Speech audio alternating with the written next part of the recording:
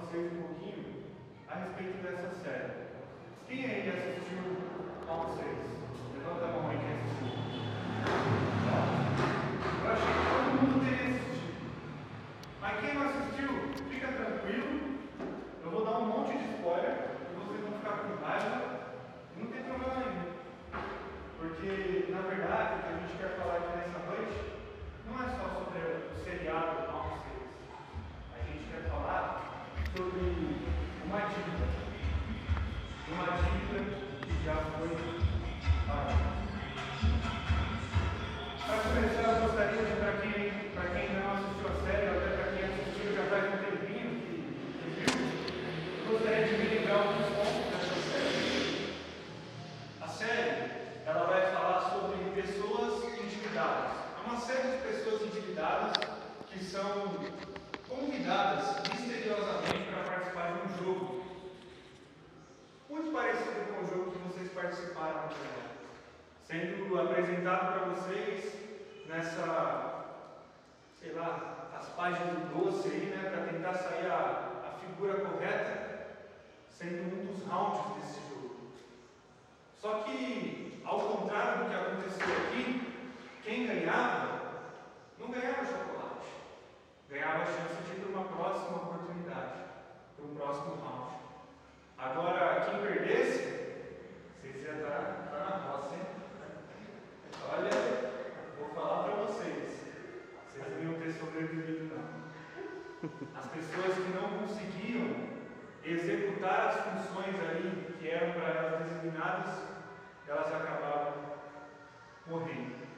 Quando eles chegaram nesse jogo, eles tiveram o primeiro jogo chamado Batatinha Frita.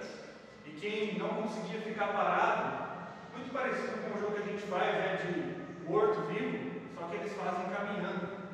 E quem não conseguia ficar parado, morria. Muitas pessoas morreram naquele dia e eles desistiram do jogo. Eles falaram, olha, a gente não quer isso não. Nenhum dinheiro vale isso daqui, a gente quer ir embora para casa. E eles foram liberados. Eles foram de volta para suas vidas. Só que a vida daquelas pessoas era tão patética e as coisas que eles enfrentavam eram tão horríveis aqui no mundo aqui fora que eles decidiram voltar para aquele jogo e passar ali pelas novas etapas. Na série, esses endividados, eles passam por uma série de humilhações, muitas humilhações, começando pelo convite. Já no convite, um homem de terno e gravata se aproxima daquele homem, né, o personagem principal. Ele fala assim, quer jogar um jogo comigo? Muito parecido com aquele que a gente jogava tazo, não sei se vocês lembram. Tinha que jogar e tinha que virar. Se você virasse, você ganhava. E aquele homem fazia uma proposta que era a seguinte, se você ganhar, eu te dou dinheiro. Se você perder, eu não quero seu dinheiro, porque eu sei que você não tem. Mas eu vou te dar tapas na cara. E trazendo essa reflexão para os nossos dias atuais, para o que nós vivemos nos nossos dias, isso quer dizer que muitas vezes, lá fora, a gente precisa tomar tapas na nossa cara para poder trazer algum recurso para os nossos lados. Muitas vezes a gente acaba passando por algumas humilhações aí fora. Para vocês que ainda não trabalham, calma, né? No dia 5 pelo menos cai o salário. Tem a parte boa também. E nesse sistema capitalista em que a gente vive e que é refletido nessa série, nós vamos ver que as pessoas, elas se tornaram apenas números, se tornaram metas. Isso aconteceu com a gente na pandemia. Quem lembra? As pessoas simplesmente viraram números, viraram índices. 1 milhão e tantas pessoas já morreram no Brasil. E agora as que estão vacinadas, né? Não sei quantos milhões já estão vacinados no Brasil. A gente virou números e apenas números. Na série, quando as pessoas morriam, quando não conseguiam executar as suas funções, elas eram apenas números. O jogador número 25 morreu. O jogador número 200 morreu. E assim é a nossa vida. A gente passa anos aqui nessa terra, a gente trabalha, a gente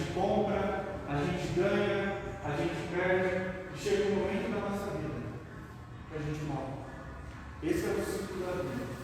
Não tem como ser diferente disso. Este é o ciclo da vida.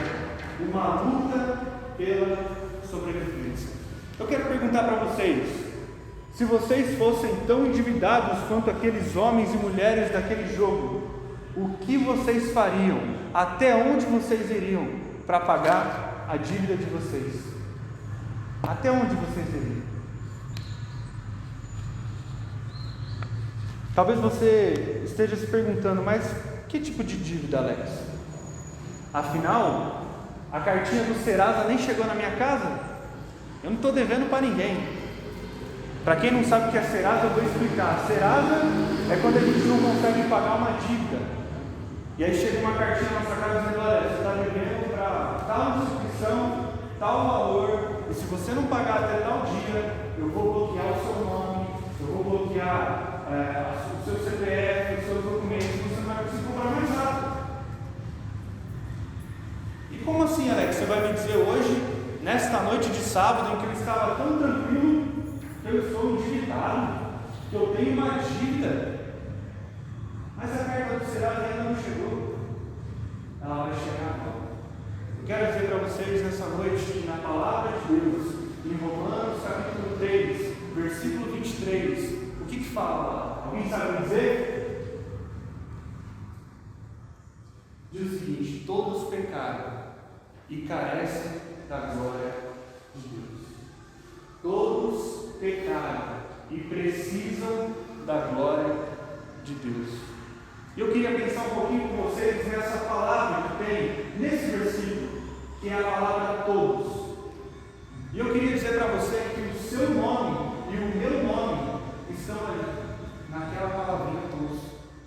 Se você fechar os seus olhos agora e imaginar uma pessoa aleatória em um mundo, de qualquer país, de qualquer lugar, seja ela rica, seja ela pobre, esteja ela morando no melhor lugar do mundo, ou esteja ela morando no pior lugar do mundo, essa pessoa, o nome dela está escrito nessa lista de Romanos capítulo 3, versículo 23, em que diz: todos pecaram e precisam da glória de Deus.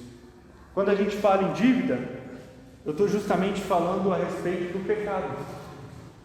O pecado um dia entrou em nossas vidas, e hoje a gente peca e parece que essa lista da nossa dívida quanto ao pecado só aumenta, só cresce.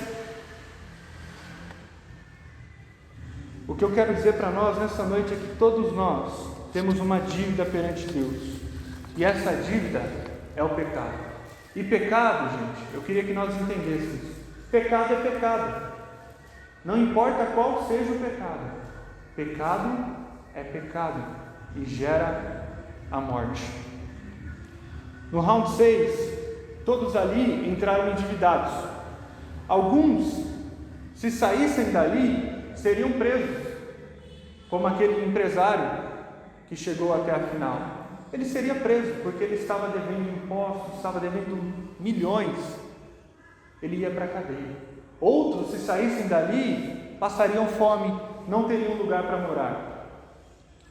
E essa dívida que nós temos aqui nessa vida, que diz respeito ao pecado, quando nós sairmos daqui, nós também corremos o risco de ir para uma prisão. E essa prisão, ela não é só uma prisão de alguns anos. Ela não é uma prisão perpétua, mas que vai durar 80, 60 anos. Essa prisão se chama inferno. E quem vai para essa prisão passa ali toda a sua eternidade. Então quer dizer que o nosso nome está na lista do pecado, está na lista da dívida do pecado? Sim. E a nossa sociedade, ela se corrompeu através do pecado. Por isso que essa série, ela vem para fazer uma crítica, justamente ao sistema em que nós estamos vivendo. Outra coisa que eu queria dizer é que dentro daquela série, nós vamos ver que existem algumas coisas que acontecem que se assemelham com o que nós fazemos. Quem não se lembra daquela fase em que eles estão jogando bolinha de gude? E ali eles têm que escolher entre a sua vida e a vida do seu próximo. Eu tenho certeza que nenhum de nós aqui passamos por uma situação parecida com aquela, ao ponto de a outra pessoa precisar ouvir. Mas quantas vezes, lá no nosso coração, a gente não prefere ter o melhor para nós? Quantas vezes a gente não faz escolhas na nossa vida e a gente sempre quer o nosso bem próprio? O outro é o outro. Ele que se vira. Muitas vezes a gente acaba furando fila e nos esquecendo de que tem outras pessoas ali. E aquelas pessoas também têm coisas para fazer. E o que eu quero dizer é que seja um pecado o menor, seja um furar uma fila, né? E pode parecer inofensivo. O pecado, ele gera a morte. Abram suas Bíblias em Tiago. Tiago capítulo 1, versículo 15. Vai dizer o seguinte, a palavra do Senhor: então a cobiça, depois de haver concebido, dá a luz ao pecado, e o pecado, uma vez consumado, gera a morte. Qual que é o gerar do pecado? A morte. Quando a gente peca, a gente consuma um ato, a gente gera morte. Outro versículo que eu gostaria de ler está em Romanos capítulo 6. Romanos capítulo 6, versículo 23. A gente vai ler apenas a metade desse versículo e mais para frente a gente vai ler a outra metade. Romanos capítulo 6, versículo 23 diz que: porque o salário do pecado é a morte, mas o dom gratuito de Deus é a vida eterna em Cristo Jesus. Eu disse que só ia ler a metade, mas eu li todo, né? Vamos de novo. Porque o salário do pecado é a morte. Quem já trabalha sabe o que é o salário. O que é o salário? É uma recompensa. Você faz uma coisa e você recebe outra. Você faz a sua função e você recebe dinheiro. E aqui na palavra de Deus está dizendo que o salário, ou seja, a recompensa daquele que peca, é a morte. Nós estamos gerando morte. Então, Alex, você falou de dívida, você falou de inferno, você falou de pecado. Mas e aí, onde fica a minha esperança? Em dias como nós estamos vivendo, o que eu tenho que fazer? Para onde que eu tenho que ir? Muitas vezes a gente coloca a nossa esperança em grandes líderes, como na série. Tinha o líder, aquele que tem uma máscara igualzinha àquela ali. E aqueles subordinados seguiam o líder como se ele estivesse fazendo as melhores coisas do mundo. E muitas vezes a gente deposita a nossa esperança em pessoas aqui nessa terra. Sejam nos políticos, às vezes a gente deposita no dinheiro a nossa esperança, às vezes a gente deposita a nossa esperança numa outra pessoa que está ao nosso lado, seja quem for. A nossa esperança não pode estar nas coisas aqui deste mundo. E às vezes a gente coloca a nossa esperança em Cristo, mas procurando apenas uma coisa. Vamos ver 1 Coríntios capítulo 15, versículo 19. Vai dizer o seguinte, a palavra do Senhor: se a nossa esperança em Cristo se limita apenas a essa vida, somos os mais infelizes de todos os homens. Se a nossa esperança em Cristo se limita apenas a esta vida, somos os mais infelizes de todos os homens. Eu estou aqui para falar não só de uma dívida, mas de como ela já foi paga.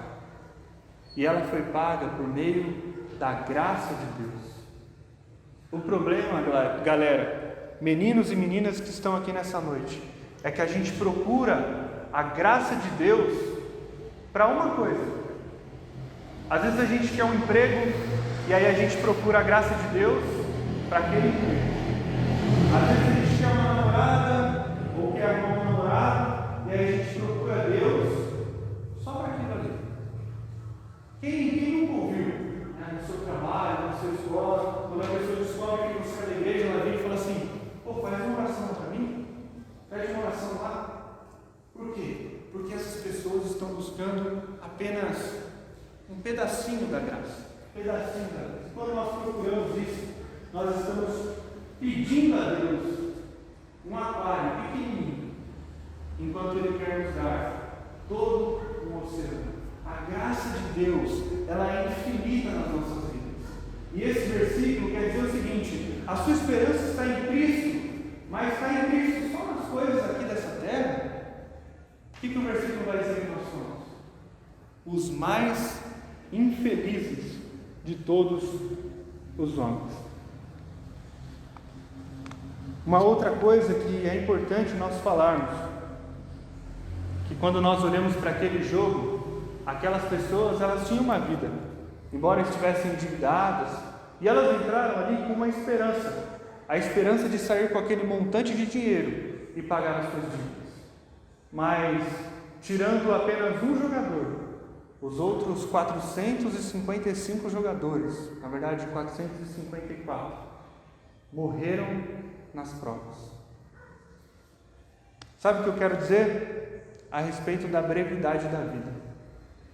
Ontem faleceu uma cantora muito famosa.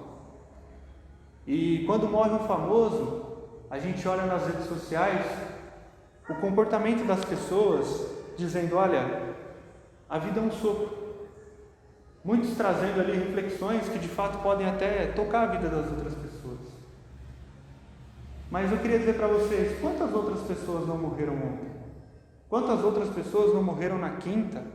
Quantas outras pessoas não morreram hoje? Sabe o que eu estou querendo dizer? Aquele velho ditado, que para morrer, basta a gente estar vivo. A gente pode ser cantor famoso, a gente pode ter avião para se locomover, a gente pode ter uma infinidade de coisas aqui nessa terra. Mas quando chega a nossa hora, quando a conta chega, não tem para onde nós corrermos. Tiago, capítulo 4, versículo 13 e versículo 14. Atendei agora, vós que dizeis: hoje ou amanhã iremos para a cidade tal, e lá passaremos um ano, e negociaremos, e teremos lucro. Vós não sabeis o que sucederá amanhã. O que é a vossa vida? Sois apenas como neblina, que aparece por um instante e logo se dissipa. A nossa vida, ela é traduzida aqui como neblina. Vocês já viram o que é uma neblina? Neblina geralmente é bem cedinho, quando você acorda, geralmente depois de cair uma chuvinha, né? E você olha e você não consegue ver nada. E daqui a pouco, passa alguns minutos e você olha de novo e aí você já consegue ver tudo. A neblina, ela passa assim. Assim é a nossa vida. Breve. Nós somos apenas alguns instantes. Mas aqui só tem gente nova. Eu queria perguntar para vocês: quantos anos vocês acham que vocês ainda vão viver? Quanto tempo vocês acham? Alguém quer chutar? Alguém quer arriscar? Se nada de ruim acontecer, se nenhum acidente acontecer, aonde vocês acham que dá para chegar? 80 anos? Quer ser mais otimista? Vamos chegar nos 90? Eu já vi alguns que chegaram em 100. 100 anos. É bom, né? Eu estou com 25, tem mais 75 anos aí para eu curtir. Só acho que eu não vou conseguir me aposentar. Mas dá para curtir uns 75 anos. O que vocês acham? Quanto tempo você acha que você ainda tem de vida? Agora, deixa eu perguntar para vocês: quanto tempo vocês acham que a Marina Mendonça achava que ela tinha de vida quando ela entrou na TV? Quantas coisas que ela ainda ia poder fazer? Quem sabe aqui quanto tempo dura uma eternidade? Quem sabe me dizer? Não tem como, né? Porque uma eternidade, ela é infinita. E porque muitas vezes a gente troca 100 anos que talvez a gente viva aqui nessa terra por toda uma eternidade. Vai chegar um dia em que a conta, em que a dívida vai chegar para nós. E nesse dia, se você não tiver carimbado que o boleto está pago, você irá para a condenação eterna. A palavra de Deus diz isso lá em Hebreus capítulo 9, versículo 27, não precisa abrir. Lá vai dizer que ao homem está sujeito, ou ao homem está ordenado morrer uma única vez, uma só vez, e depois disso enfrentar o juízo. Ao homem, a mim e a vocês está designado, é a vida, é o processo natural, morrer uma única vez e depois disso enfrentar o juízo. Alex, como é que eu faço para chegar lá, nesse dia, com o meu boleto pago, com todos os meus pecados pagos? Como que eu faço isso?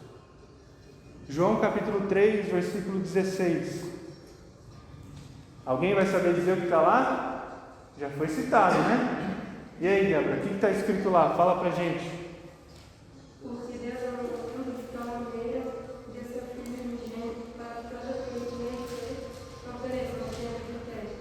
Muito bem. Sabe 17 e 18 ou não? Não, né? Estou forçando a barra. Eu vou ler para vocês o que está escrito no 17 e no 18. No primeiro diz que Deus amou o mundo tanto, mas tanto, que Ele deu o seu único Filho para morrer no nosso lugar.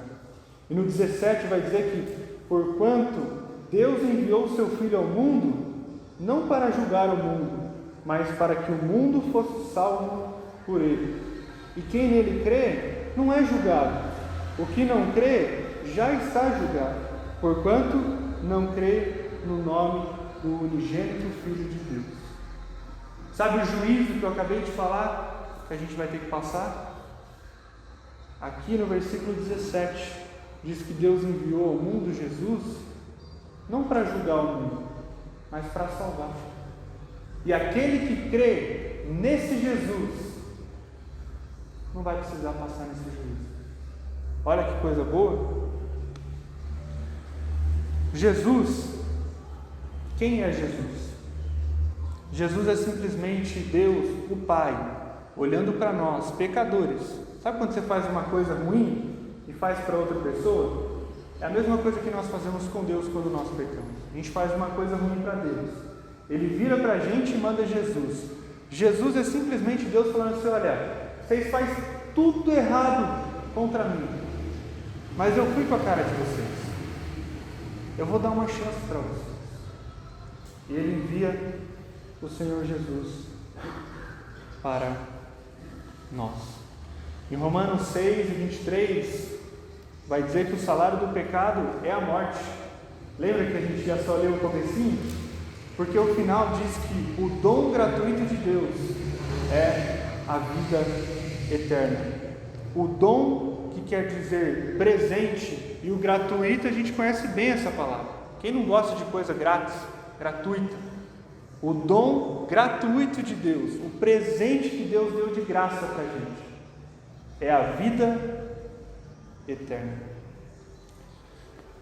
Alguém sabe me dizer qual que é o versículo tema, o versículo chave aqui dessa noite? Alguém sabe? Sabe qual que é a referência? Não? Não dei uma dica boa não? Está aqui embaixo.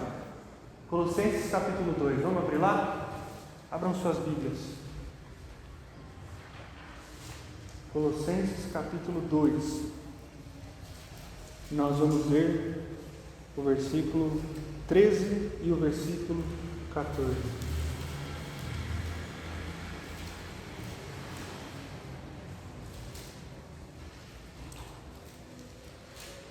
E a vós outros que estáveis mortos pelas vossas transgressões e pela incircuncisão da vossa carne, vos deu vida juntamente com Ele, perdoando todos os nossos delitos, tendo cancelado o escrito de dívida, que era contra nós e que constava de ordenanças,